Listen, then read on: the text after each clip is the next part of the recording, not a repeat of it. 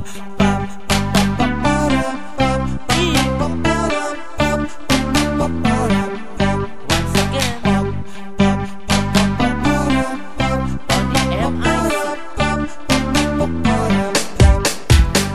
ay may alaga, bulldog na mataba.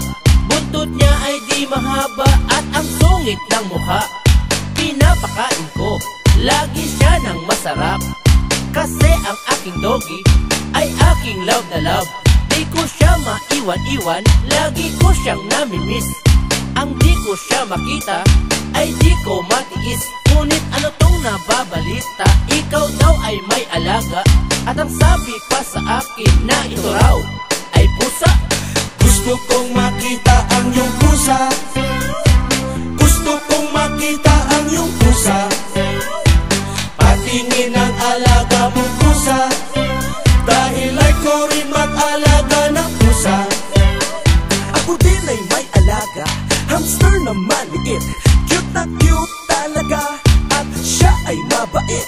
Lagi ko siyang kasama pag ako'y namamasyal. Ang kulang na lang sa amin, dalawa'y magpakasal. Ang daming nagkakagusto sa alaga kong ito.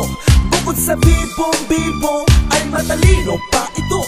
Akin ding nabalitaan, ikaw raw ay may alaga. At ang sabi din sa akin na ito raw ay pusa.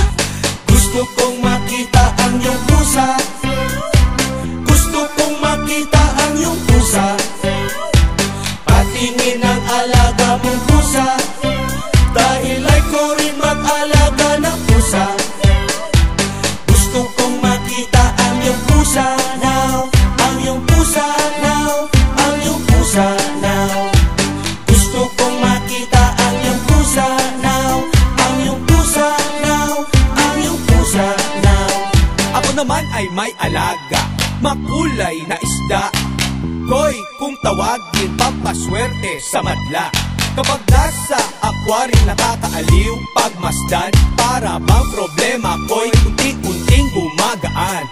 Maraming nag-aalok, nasa akin ay bilhin. Ang iba ay dolyar pa, pero di ko pinapansin. Pero grabe ang balita na ito raw ay may alaga. At ang usap-usapan na ito raw talaga ay pusa. Gusto kong makita ang iyong pusa. Gusto kong makita ang iyong pusa. Patingin ang alaga mong pusa.